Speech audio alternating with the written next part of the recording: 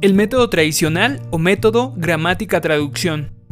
Una de las lenguas más utilizadas actualmente para la comunicación internacional es el inglés. Sin embargo, hubo una época comprendida entre el siglo XV y el siglo XVI en que las lenguas más importantes y utilizadas en el mundo fueron el latín y el griego, pues era el vehículo necesario para acceder a los conocimientos y saberes de las primeras civilizaciones que contaban con un sistema de escritura. Es así que uno de los primeros métodos creados para la enseñanza de lenguas extranjeras fue el método tradicional, también conocido como método gramática-traducción, que se desarrolló entre el siglo XVIII y el siglo XIX con el fin de acceder a los conocimientos y saberes de las primeras civilizaciones. Por lo tanto, se ponía mucho énfasis en el aprendizaje de reglas gramaticales para que la traducción de los textos fuera preciso y sin errores de ortografía. ¿Cuál es la finalidad de este método? El principal objetivo de este método es observar, estudiar, analizar y memorizar la estructura gramatical de las lenguas extranjeras, con el fin de escribir y traducir correctamente diferentes tipos de textos en varios idiomas.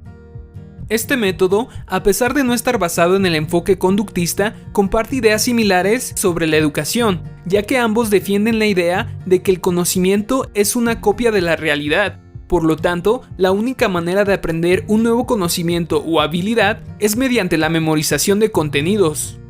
Dicho lo anterior, el profesor se vuelve el protagonista del proceso de enseñanza-aprendizaje y los alumnos se perciben como agentes pasivos, que no saben nada hasta que el profesor los ilumina con sus conocimientos.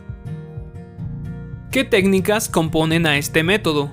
Las técnicas predominantes de este método es la explicación oral o exposición, los dictados y las planas, ya que el maestro orienta su labor educativa en exponer de manera totalmente oral y escrita varias listas de palabras, vocabulario y reglas gramaticales que el alumno deberá memorizar y respetar al momento de utilizar un nuevo idioma.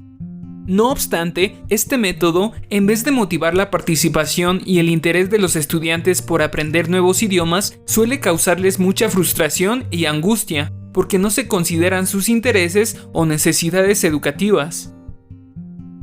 ¿Cuáles son las características de este método? Número 1. Aprendizaje memorístico. El aprendizaje está centrado en la memorización de vocabulario y reglas gramaticales, así como la traducción literal de textos. Sin embargo, esta práctica suele causar mucha frustración a las personas que se les dificulta retener una gran cantidad de información y conceptos en un tiempo previamente determinado por el profesor. Por lo tanto, se presta poca o nula atención a las destrezas de expresión oral y comprensión comunicativa. Como resultado, al finalizar un curso bajo este método, una gran cantidad de alumnos no tienen la capacidad de comunicarse en la lengua que decidieron estudiar. Solamente saben traducir algunos textos. Número 2. Intolerancia a los errores gramaticales. Este método no tolera los errores de pronunciación y de escritura. Por lo tanto, cuando estos se presentan, son corregidos de manera inmediata y a veces de manera poco ortodoxa. Es decir, sin pensar en las repercusiones emocionales que se les pueda causar a los alumnos al estarlos corrigiendo constantemente y enfrente de todos sus compañeros. Número 3. La participación del alumno es limitada. En este método, el profesor se vuelve el protagonista de la clase, de tal manera que los estudiantes no tienen la libertad de expresar sus dudas y puntos de vista, proponer alguna idea innovadora para el desarrollo de la clase o cuestionar los temas y las técnicas didácticas del profesor. Por esa razón, este método ha sido bastante criticado, debido a que no se considera el impacto psicológico o emocional que se les puede causar a los estudiantes por las constantes correcciones y llamadas de atención en frente de todo el grupo. Se pone mucho énfasis en la memorización de nuevo vocabulario y reglas gramaticales, y se descuidan las áreas relacionadas con las competencias comunicativas del lenguaje. Además, los contenidos de enseñanza no son aplicables a la realidad. No responden a los estilos de aprendizaje de los alumnos, ni tampoco a las necesidades y las dificultades educativas que enfrenta cada persona al momento de aprender un nuevo idioma.